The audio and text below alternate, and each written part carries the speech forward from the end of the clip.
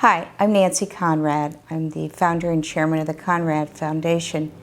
Our foundation is based on the rich legacy of my late husband, Pete Conrad. He was the commander of Apollo 12 and the third guy to walk on the moon. We created this program to really honor teachers who can light a kid's candle, and we wanted to combine innovation, entrepreneurship, and education because that's who my husband was.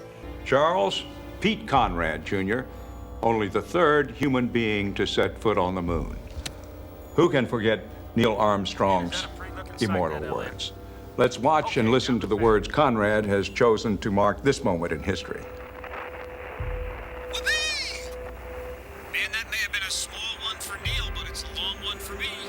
So part one of what we did was to really honor our teachers who can make a difference in a kid's life. That's $1 billion plus idea. I mean, if you could actually do what you just said there, that would be incredible. That's what you call an opportunity.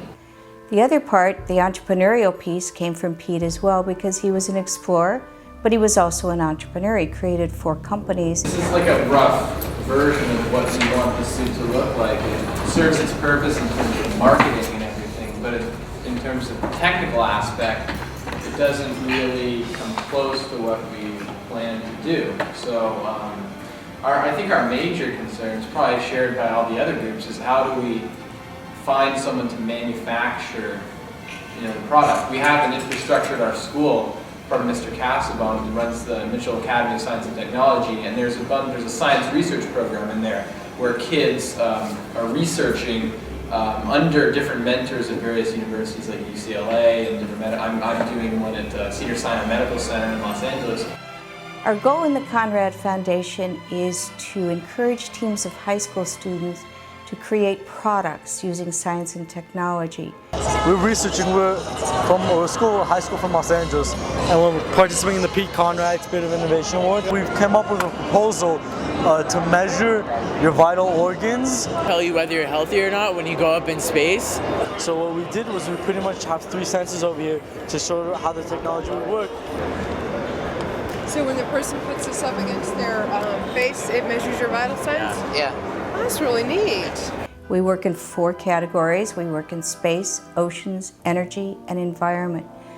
And after the kids have created their products and we down select to our finalists, we bring our finalists to NASA Ames in Silicon Valley, which is really the epicenter of entrepreneurship.